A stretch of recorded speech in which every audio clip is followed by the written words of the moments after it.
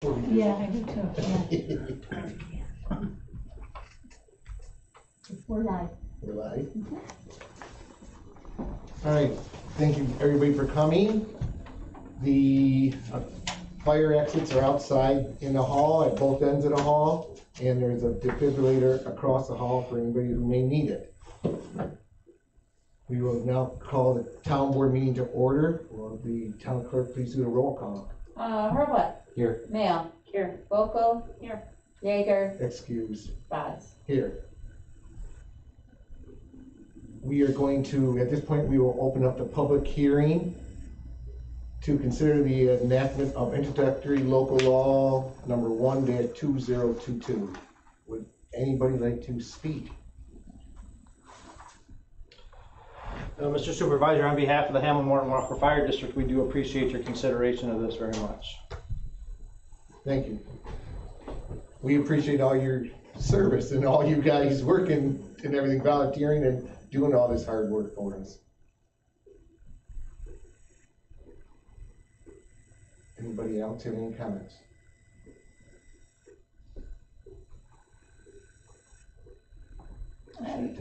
I know there was a concern about, someone had asked a question about who this would be able to apply for this. Mm-hmm. So it's only for residents of the town of Hamlin who work in a volunteer fire department that services the town of Hamlin.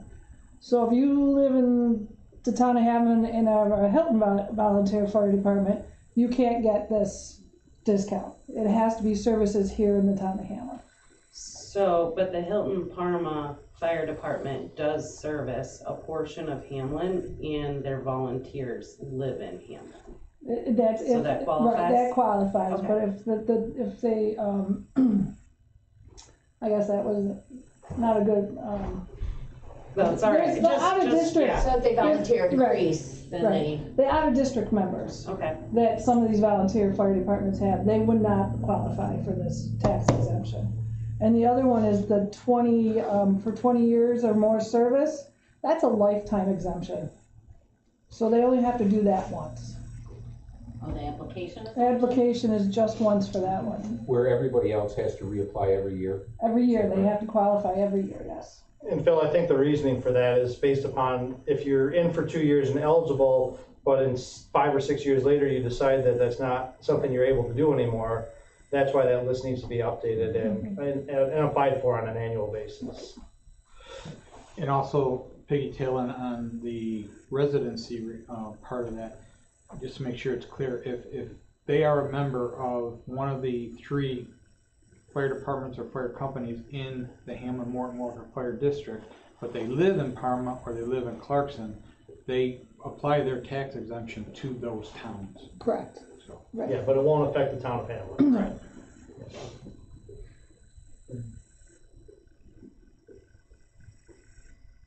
What if the other town isn't? Did not opt into this law? Right, They Then don't they get the don't. 10%? No, unless they get it off their fire district. right. They'll get it off, the district did it, they'll get the 10% off that, yeah. And if they're in Monroe, The county will, yeah, Yeah, because they I believe the passed county theirs. passed it, yep. I'm not sure about Orleans County hasn't done anything that I know of. Well, I don't know if they qualify for this law. There were specific, it was a specific amount of residency you had to have this law, for this law to be enacted. I think there's years of service applied to lower population. So someone who lives in Hamlin, but volunteers for Hilton because they service a portion of Hamlin, would get the Hamlin discount, the 10% exemption. Mm-hmm. And in all honesty, looking through the roles of active membership, I don't think that would be applicable to this town. I don't believe there's anybody that lives in Hamlin but services a volunteer service to the Hilton Parma Fire District. Does that make sense? Mm-hmm. Okay. However, we do have a handful of vice versa that live in Hilton but yet serve for us. So they would get their exemption through. If the town of Parma passes their public hearing and votes on that as well as you are tonight, but that is scheduled for a later date. They're a little bit behind. Their actual public hearing is on Monday, so the last day it's available. So. Who at the fire department is gonna be certifying the role for active In our members? district meeting that we had this week, we passed a resolution. The fire district itself will be certifying that and signing off on it to the assessor's office annually. Yeah.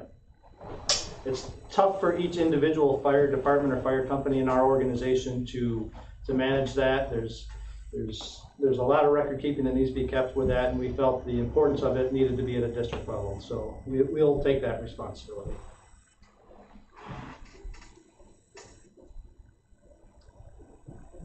And as far as the volunteer ambulance, so because they're all paid members, they do not qualify? They still do have volunteer staff. They have a mix. Yeah. Oh, I thought there was no volunteers, that everyone was No, paid for the, no, it's a mix.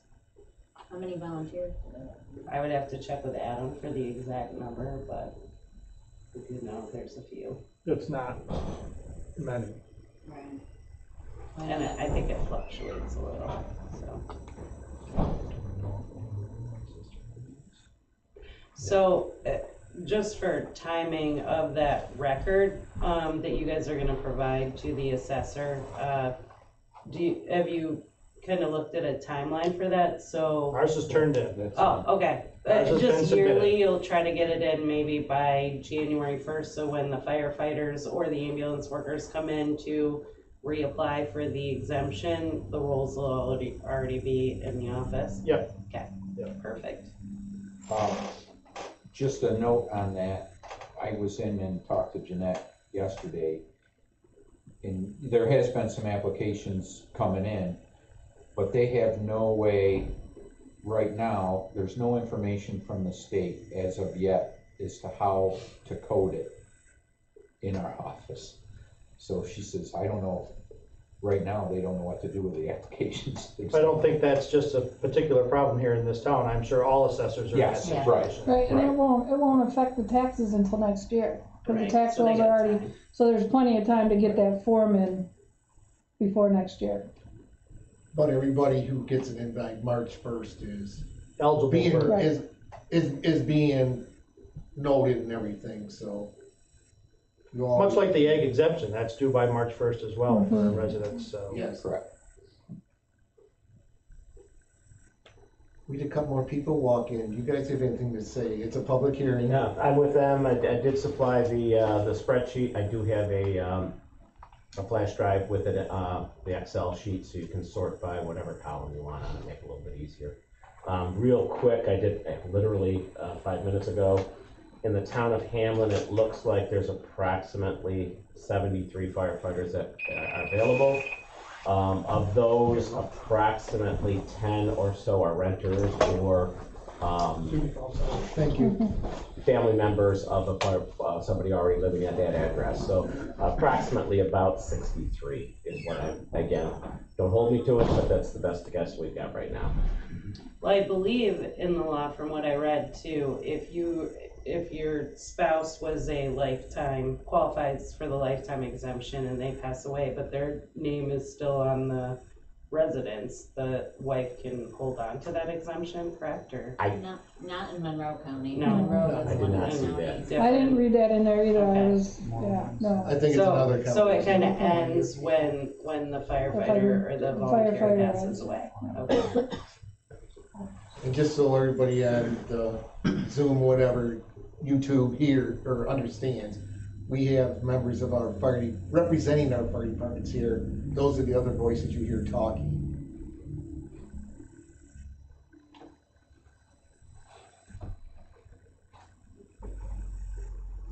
Anybody else? I don't know how usually the public hearings operate, but I can say I'm in full support of it. I think anything we can do to honor the firefighters and the volunteers that put the time and effort in and take time away from their families to serve our community deserve everything we can get to them. So, it's my opinion. the county put some numbers together, and over the last 40 years, the number of volunteer firefighters in Monroe County has pretty much close to been cut in half. Hopefully this will bring some of them That's back. what we're hoping. I mean, and I've spoken to a number of people in the community, and nobody has been against this. Everyone has spoken for it. Even though they're not here tonight, I have spoken to multiple people who are in favor of it. That's just some of the requirements for hours for training that's allowed.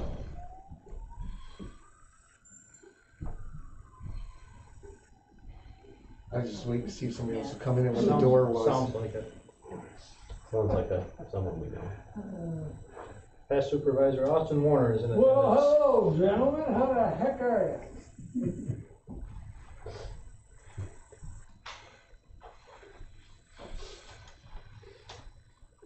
Excuse me, are you already done? No, Oh, you We haven't haven't closed started it yet, okay.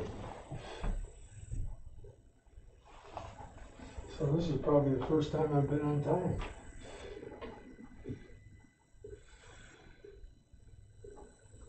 Right now it's the public hearing about the Right, volunteer, okay. yeah. Thank you. May I sit next to you? Please, Okay. I'm honored. everybody else is done talking. Would you like to make any comments? You, Austin? You've already talked? Yeah, they've already Yeah. talked. Well, what's how's that gonna work? Firefighters will apply to the town if they meet the requirements. If they do, they'll get a 10% tax reduction off their Town property assessment, taxes. yeah. Technically off the assessment, but it all works the same, yes. Well, I'm strongly in favor of it. I mean, with what they do, we could never pay for that.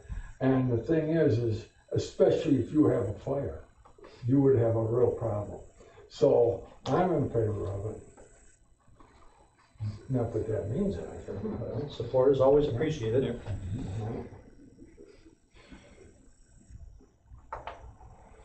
Any other comments?